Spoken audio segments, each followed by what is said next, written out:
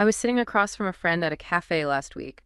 She looked utterly exhausted, the kind of tired that sleep doesn't fix, as she told me about her latest breakup. She had just ended things with a partner who was emotionally volatile and distant, and she was firm about it. She looked me dead in the eye, seemingly filled with resolve, and swore she was finally done with drama. She even gave me a detailed, logical list of the red flags she would never tolerate again. You would have bet money that she had learned her lesson. But then the conversation shifted. Her phone lit up and the atmosphere at the table instantly flipped. Her exhaustion vanished, replaced by this nervous electric energy. She started telling me about a new guy she'd just matched with, and as she described him, using words like mysterious, hard to read, and intense, I realized something chilling. She wasn't describing a new person, she was describing the exact same chaos she had just sworn off, just wearing a different face. It was a perfect, almost tragic example of the human condition. She genuinely believed she was making a fresh start, but she was actually just reloading the same old software. That disconnect between the life we think we are choosing and the hidden scripts that are actually driving the car is exactly why so many of us feel like we're running in circles. We aren't failing because we lack discipline. We are failing because we don't realize we are on autopilot. That is the perfect and slightly painful way to frame this deep dive. It felt painful watching it happen. I can imagine. We spend so much mental energy trying to fix our choices, thinking we just need more willpower or maybe a better set of rules. Right, like her list of red flags. Exactly.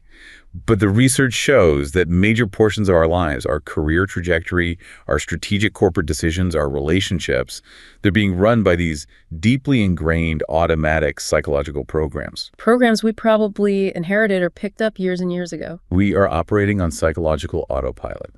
And most of the time, we don't even know it. Okay, let's unpack this then. Our mission today is to crack open that hidden software and, figure out what those scripts actually are. We're going to dive into three really intertwined elements of this autopilot.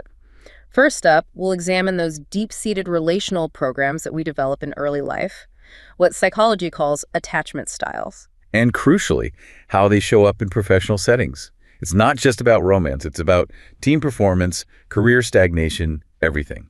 Then we're going to zoom out a bit. To a universal script, the negativity bias. This is the fundamental cognitive force that biases our entire perception of reality. The little voice that tells us, often incorrectly, that the bad stuff is stronger and more important than the good stuff. It's basically evolution's pessimistic operating manual. And finally, we'll connect these subconscious drivers to the biggest decisions we face. We'll look at how these scripts can sabotage high-stakes corporate strategy. Using the resources industry as a really clear case study. And most importantly, we'll explore the practical behavioral solutions for changing the context of decision-making. So not just trying to change our minds, which, as my friend proved, doesn't always work. Right. Changing the environment instead. Let's start where all our emotional programming begins, with attachment. This theory really explains our lifelong approach to seeking closeness and managing distress. It's all built on those very first interactions. It really is. It creates what are essentially internal operating models for how we view ourselves and, just as importantly, how we view others. Think of it like this. Your early childhood environment handed you a relationship manual. Exactly. And that manual, that script, it determined your approach to intimacy and stress management for pretty much the rest of your life. So how do we categorize these? I understand there are two key dimensions of insecurity. That's right. The first is attachment anxiety. This is about hyperactivating the need for connection. It's this chronic internal state driven by a fear of abandonment or a constant concern over whether you're truly valued. This sounds exactly like the friend I was talking about, constantly seeking reassurance and proximity, even if it's with a partner who is clearly not good for her. That's a classic presentation. And the second dimension is attachment avoidance. The opposite strategy. The complete opposite. It's the default setting that basically says, I don't need anyone, and trust is probably overrated. When stress hits them, they pull back. They manage it solo. And that's rooted in a history where being vulnerable was met with, what? Inconsistency? Yeah. Disappointment. Usually, yeah. A history of unavailability or disappointment. So they learn to rely only on themselves. And the gold standard, of course, is the secure attachment. That's where you score low on both anxiety and avoidance. Right. They have a balanced view of themselves and others. They're comfortable with true intimacy, but also with confident autonomy. They can do both. What's so crucial here, especially for the professional world, is understanding the link between these early patterns and how we perform as adults. You call this the attachment black box. Yes, the core mechanism linking them is the concept of self-regulation.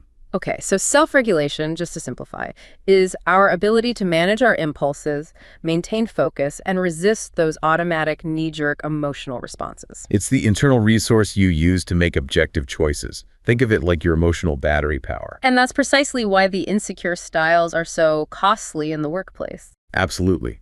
Self-regulation relies on finite internal resources. Anxiously attached individuals, for instance, spend vast amounts of that energy worrying about social acceptance, seeking reassurance, constantly interpreting signals. While the avoidant individuals are spending their energy suppressing their emotional needs and, keeping everyone at arm's length. It's a constant chronic drain. And that drain makes them far more susceptible to defaulting to their automatic attachment-driven behaviors when they're under pressure. Which completely impairs their ability to maintain focus or engage constructively. That's the key insight. When they mess up at work, it's not because they lack skill, it's because their emotional operating system is constantly running on fumes. Okay. And this energy drain, it impacts three major areas of professional functioning. That's right. How they see reality, how they handle stress, and how they pursue goals. Let's start with how they see reality, their cognition regulation. How do these internal models literally distort the information coming in? Well, attachment styles act as built-in filters, these mental schemas that guide how we interpret social cues. For the secure individual, that filter is generally positive. It's objective. They expect fair treatment, they process information pretty realistically. And they make confidence-driven decisions based on merit. For example, a secure employee can objectively weigh long-term options against short-term gains, trusting that their analysis is sound and that it will be well received by their team. But the insecure person brings all this baggage to every single interaction. They really do. Take the anxious style. They are what we call socially hypersensitive. They're worrying constantly about rejection, which just feeds into lower self-esteem. So in the workplace, how does that play out? They're prone to something called negative attribution. They misinterpret cues. A supervisor gives them some constructive, totally objective criticism on a presentation. And they hear a personal attack. Exactly. They register it as a sign of job insecurity or deep personal inadequacy. Their focus is on social survival, not objective reality. Wow. So in a team decision, they might just go with the majority opinion. Very often. Not because they actually agree, but because avoiding conflict and securing a social acceptance is their primary automatic priority. They end up overlooking valuable insights because their core focus is on just fitting in. And the avoidant person, on the other hand, filters the world through this lens of deep distrust. Their core belief is that people are fundamentally unreliable. So when they receive supportive gestures or are asked to collaborate, they often meet it with skepticism. They're always looking for the catch. They'd probably prefer a solution that minimizes any reliance on the team. Always. This cognitive distancing, this resistance to processing information that involves closeness, means they'll often just dismiss the benefits of collaboration, even when it's clearly the best path forward. Okay, so that's how they see things. Now let's move to emotion regulation, how they cope when things inevitably go wrong. This seems to be where the biggest energy drain happens. It is. When you encounter a negative event, the initial trigger is a threat assessment, and that's followed by a resource assessment. Can I deal with this? A secure person is probably quite strategic about this. Highly.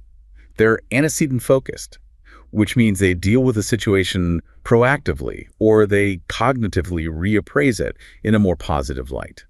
They're comfortable expressing emotions to improve a relationship, but they have confidence in their ability to handle a negative mood without falling apart.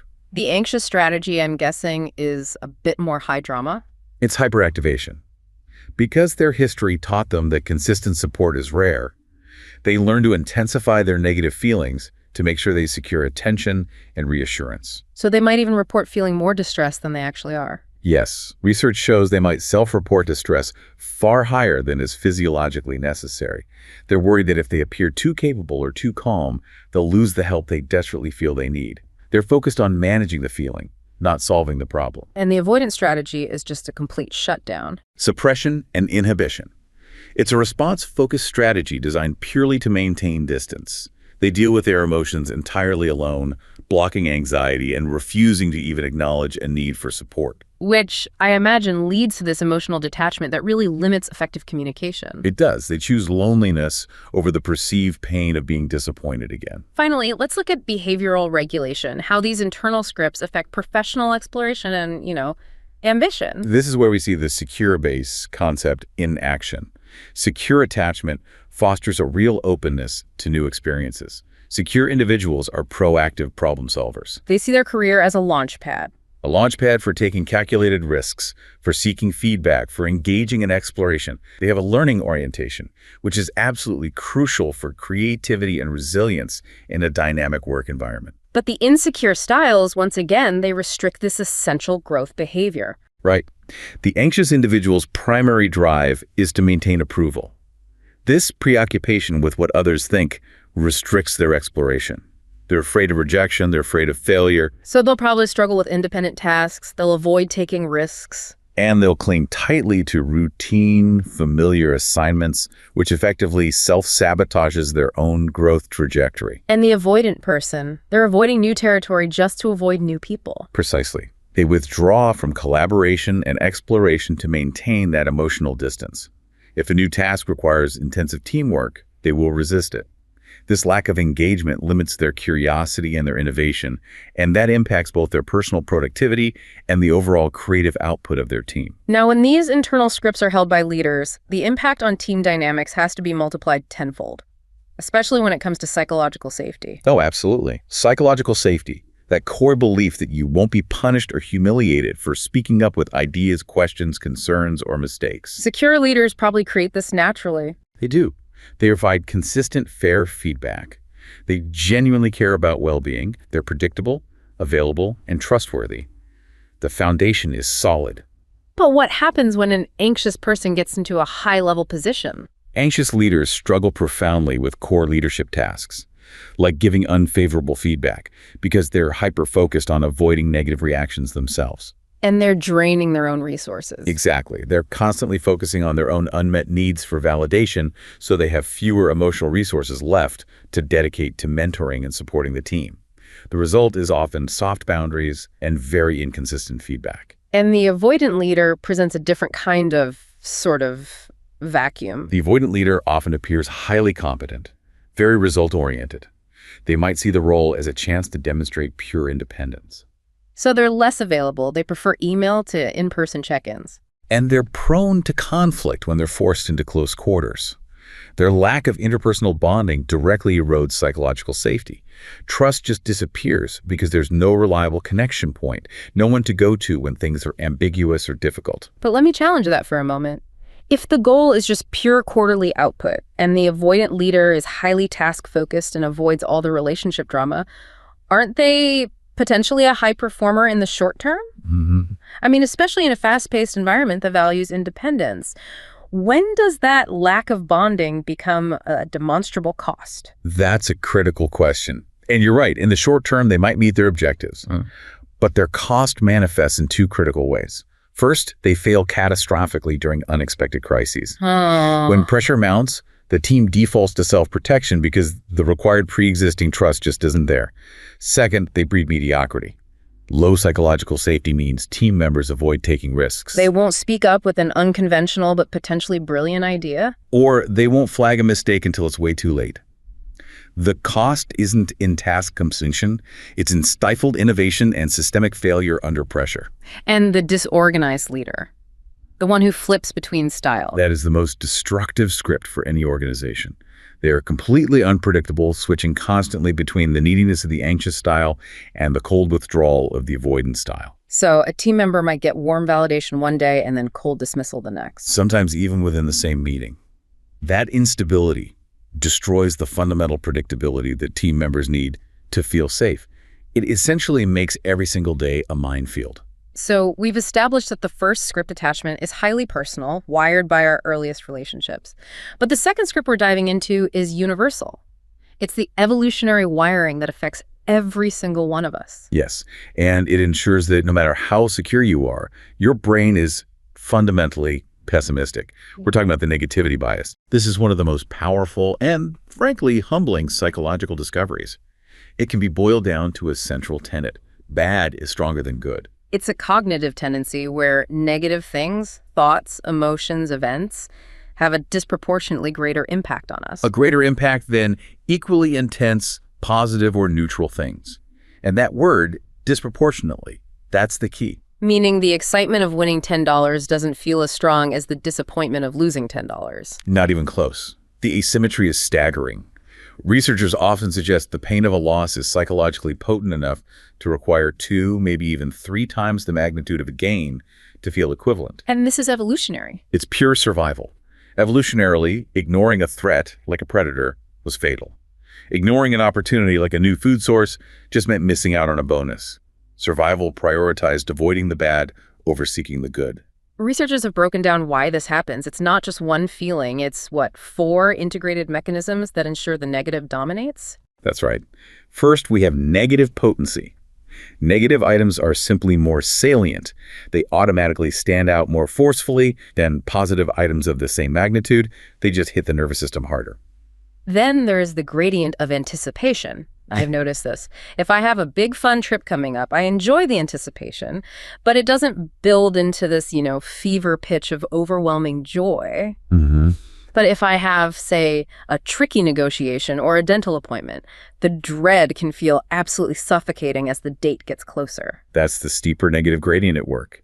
Negative events feel increasingly worse as they approach, and with a much greater steepness than positive events feel increasingly better. The descent into dread is always faster and deeper than the climb into excitement. Next, there's the weighting when information is mixed negative dominance. Right. If you combine positive and negative information, the negative information disproportionately colors the entire experience. Like a perfect 5-star meal where the waiter was just slightly rude at the very end. Exactly. Despite 4 hours of perfection, you walk away focused on that one brief moment of negativity.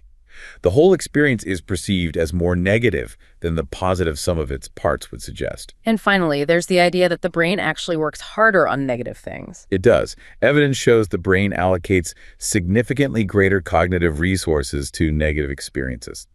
This supports what's called the mobilization-minimization hypothesis. Which means? Negative events mobilize greater processing power to figure out how to survive and minimize the consequence. Whereas positive events are treated more like a bonus that doesn't require the same intense cognitive effort. And that extra effort ensures the bad memory sticks harder and feels more complex. Let's look at the observable evidence, starting with how negativity acts as an attention magnet. It's an automatic vigilance system. You can see it in labs where people spend significantly longer looking at negative photos, even if they're just brief flashes. You see it in subtle physiological responses, too. Right eye blink rates, which are linked to cognitive processing, they increase when participants are merely studying a list of negative words. The brain is automatically dedicating more resources to anything that registers as potentially threatening. This has to be why bad news sells papers and completely dominates cable news coverage. Turmoil holds our attention better than tranquility. Absolutely. And this vigilance is involuntary, even in controlled experiments, like the modified Stroop task, where the emotional content of a word is irrelevant to the actual task. That's where you have to name the color of the word, not read the word itself. Exactly.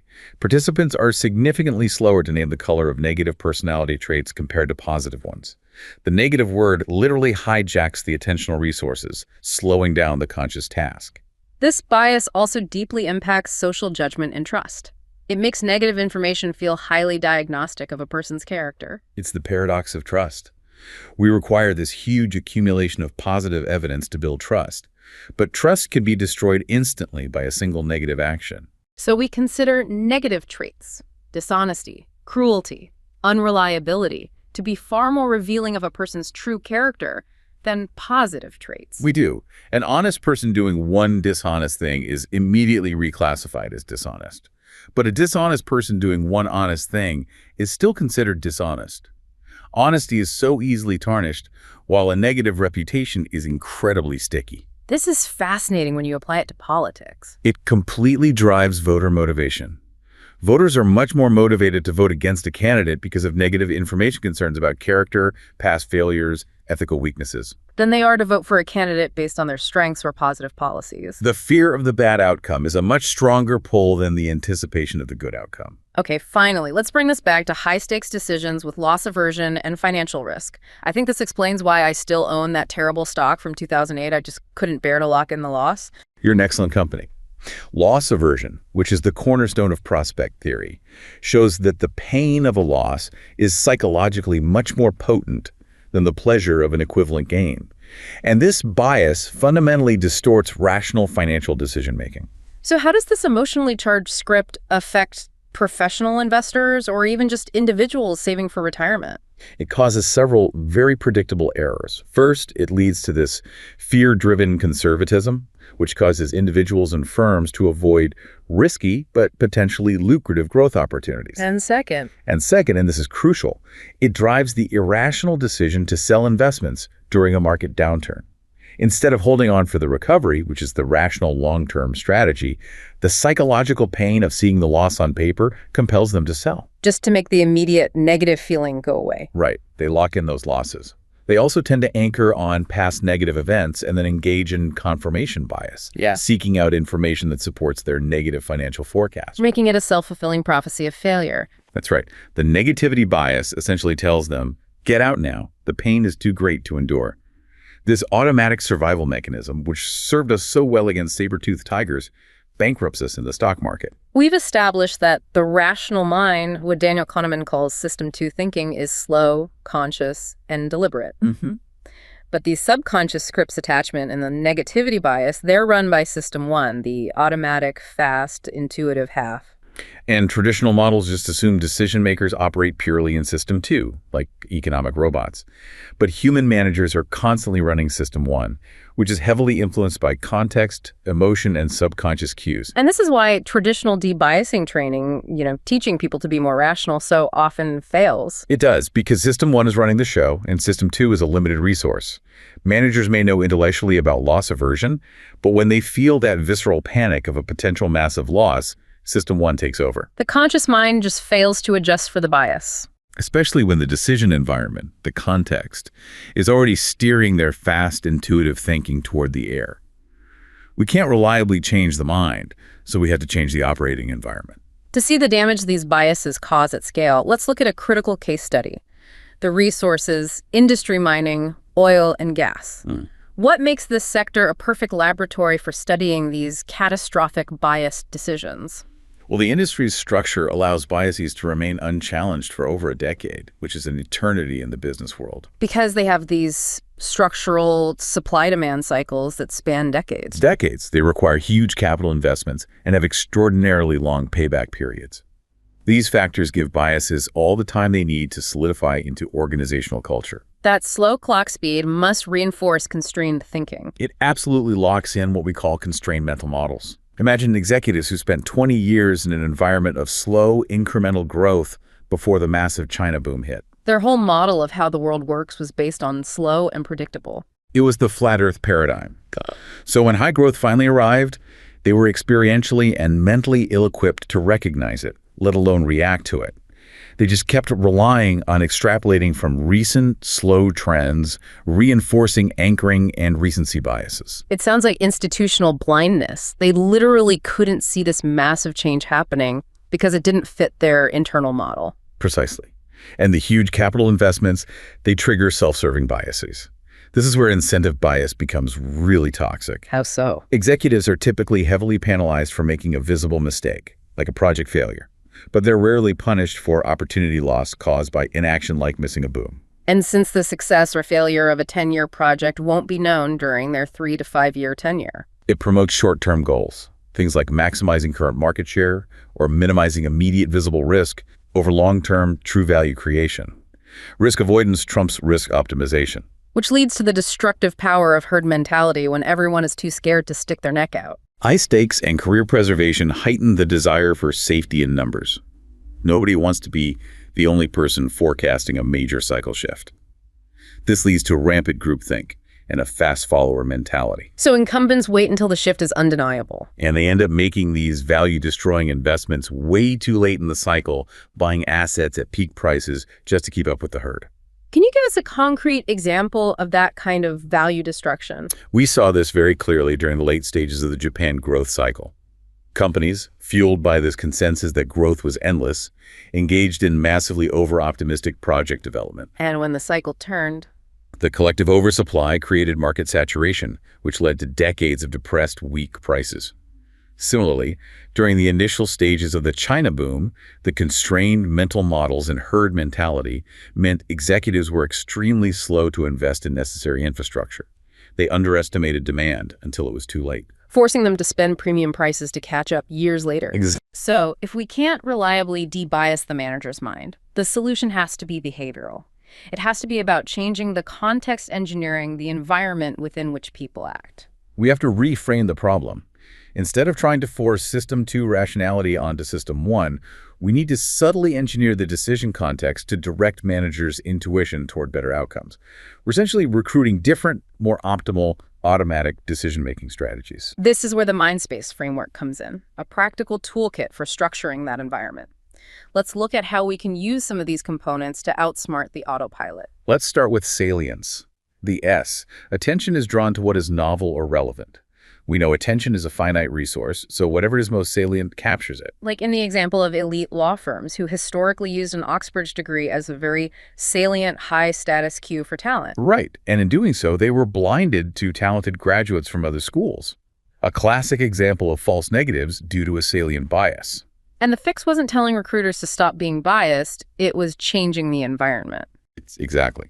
The law firm Clifford Chance famously adopted a CV-blind policy. They removed the salient cues, the university name, the graduation date from the initial review process. This context fix forced evaluators to focus purely on merit, circumventing the automatic salient cue that triggered the bias. Okay, next up is priming, the P. This is where subconscious cues influence our actions, often without us even knowing. Primes are these invisible levers. Studies have shown that even irrelevant sensory cues can systematically influence high-stakes decisions. For example, some research found that the color of a business proposal cover could influence acceptance rates. You're kidding? Blue tended to enhance acceptance while red reduced it. An objective decision, potentially worth billions, being swayed by a completely irrelevant prime.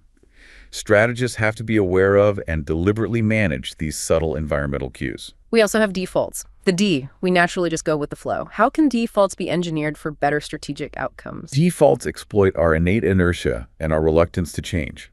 In strategic planning, the status quo is always the most powerful default. So how do you combat that? Well, an organization could enforce a sunset clause default on major projects. The assumption is that every major project or capital allocation automatically expires after, say, 3 years unless it's consciously reapproved. This reverses the burden of proof.